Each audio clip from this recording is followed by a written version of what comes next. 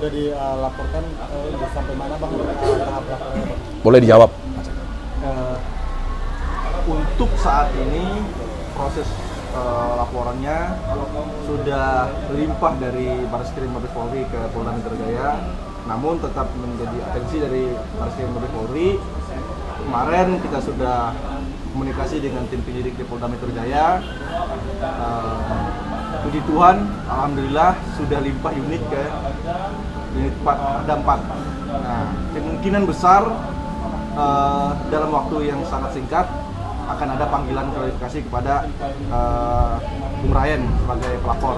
Ya. Nah, satu lagi saya mau tambahkan, kami cukup berterima kasih juga kepada MKD, hakim-hakim MKD, terlepas bahwa memang betul agak kurang memuaskan, karena kami berharap lebih dari itu ekspektasi kami. Tapi legitimasinya adalah si terlapor itu, teradu itu dinyatakan bersalah.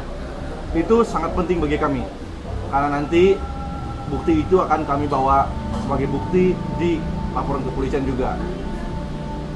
Demikian. Tapi berarti masih tahap penyelidikan bang? Oh, yaitu berdasarkan KUHP kan memang harus penyelidikan dulu, nggak mungkin penyidikan toh.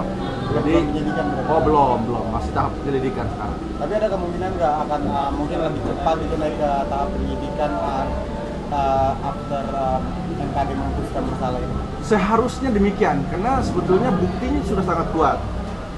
Sama seperti ketika kami proses membuat laporan di Barreskrim Mabes Polri, penyidik sudah melihat, oh ini buktinya sudah sangat kuat nih, dalam arti kan, makanya laporan kita diterima. Memenuhi unsur ya? Memenuhi unsur. Nah kemudian dikuatkan kembali dengan ada putusan MKD itu.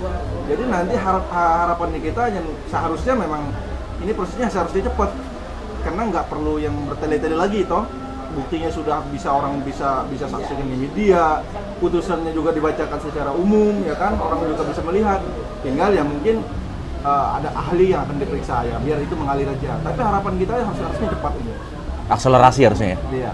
Bang, sebagai praktisi hukum gitu bang, melihat kasus Ahmad Dhani yang sama polisi yang sepak bola itu, ucapan itu sebenarnya itu masuk kategori apa sih bang? Mau ke nama baik lah atau gimana?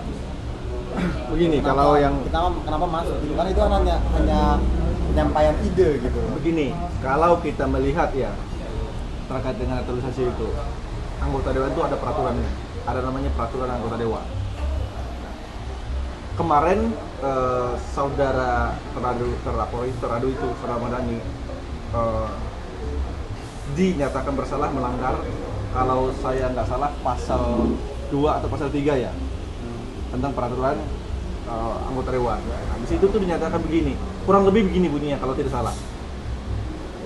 Anggota dewan itu atau anggota DPR itu harus menjaga lisannya atau perilakunya di dalam maupun di luar Sidang atau anggota sebagai anggota dewan. Artinya di masyarakat pun dia itu harus menjaga lisannya. Nah, terkait dengan pernyataan naturalisasi itu, apa hubungannya sih tentang orang kulit putih, kulit hitam, tentang pemain bola? Nggak ada hubungannya. Orang main bola kan menjadi jagonya, bukan jadi kulitnya. Nah, di situ dia melanggar kode etik. Nah, kode etik itulah yang disidangkan kemarin oleh MKD. Jadi kalau melanggar hukum secara universal ya, kalau yang naturalisasi itu memang tidak masuk kategori pelanggaran hukum, tapi pelanggaran kode etik. Tapi kalau kita mau ngomong ras, suku dan budaya, itu bisa kena dia, karena nggak boleh ngomong begitu, itu rasis namanya, itu masuk ke rasis. Sama seperti dia kemarin sempat membicarakan terkait dengan Rain Pono menjadi Rain Pono. Rain Porno, iya. Nah itu kan Pono itu kan ras atau marga di sana, iya. itu kan kena rasis juga. Mensreanya ada ya, Mensreanya masuknya? ada. Itu masuk ke pelanggaran hukum. Iya. Gitu.